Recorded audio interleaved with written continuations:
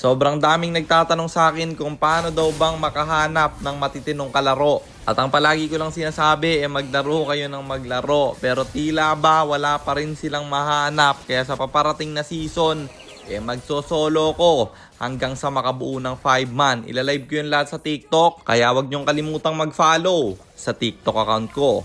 Teka, baka kilala mo lang ako at lagi kang nanonood pero hindi ka pala nakapollow sa page. I-follow mo na yan. Isa lang eh. Ayaw pa. So ayun, nandito na tayo sa pang 756 na araw ng isang game kada araw. Digmaan na! Bukod sa palagi kong sinasabi na maglaro lang kayo ng maglaro, lagi ko rin sinasabi na wag nyong awayin yung kampe.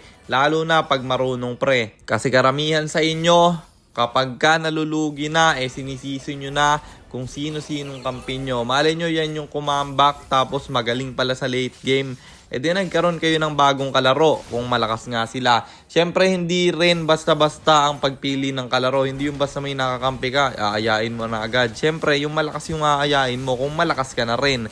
Huwag kang maghangad ng malakas na kasama kung hindi ka malakas ya. Kaya yun ang unang-una kong sinasabi sa inyo na maglaro muna kayo ng maglaro para lumakas kayo at magkaroon rin kayo ng malalakas na kampi. Karamihan rin kasi sa inyo, akala binubuhat lang ako ng mga kampi ko. Kaya ako kinakalaro niyan dahil sila sa akin ay nalalakasan. Wala namang magtatagal sa yung kalaro kung hindi ka malakas At isa pa, kaya rin hindi makahanap ng kalaro yung iba.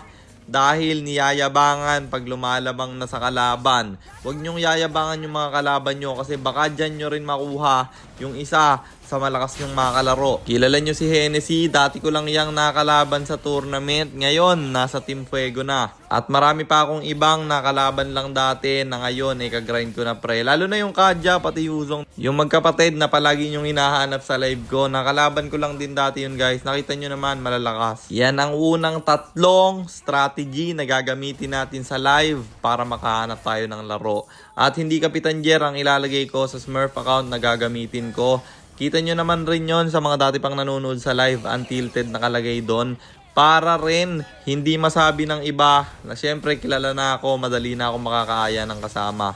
Magiging random tayo, hindi ako magpapakilala sa mga kampe. Para naman maging normal yung pag-aya ko ng kalaro at para rin kaya nyong gawin. Pagka-start ng season guys, ang i-open nyo ay TikTok, hindi ML. Manood na muna kayo sa akin. Pag mga 10 days na yung season, tsaka nyo na lang i-apply yung ginagawa ko.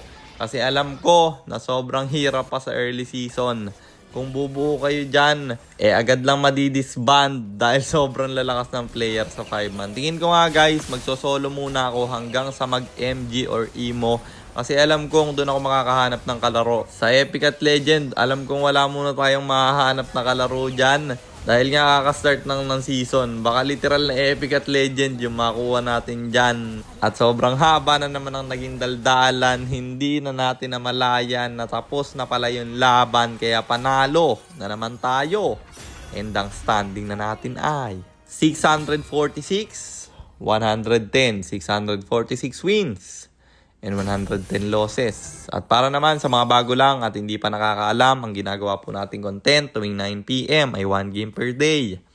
Trio, rank game. At ang goal natin sa content natin na to ay mag 100 win streak bro. Yun lang, sana meron kayo natutunan. Kung meron man, pakishare lang. Then after nyo i-share, mag-comment na rin kayo ng pa-shoutout para ma-shoutout ko kayo sa mga next nating content. At i-comment nyo na rin ang inyong mga katanungan kasi baka malay mo sa next nating content comment mo naman ang mapili ko. At para naman sa mga gustong magpapilot ng ML account, mag-PM lang kayo. Nagre-reply ako. At syempre, may bayad yon. Kahit ang anong rank, pwede nyo ipapilot kahit anong hero. Pwede nyo ipaspam basta may additional payment. Pag magpapaspam kayo ng hero. At yun lang guys. Sana nag-enjoy kayo sa content natin na to. At shoutout sa iyo Marksman Gaming, kay Alex Nieto, kay Aaron Tumulak, at kay John Michael Fajardo. Maraming salamat sa inyong suporta. Mag-iingat kayo palagi. God bless. Paalam!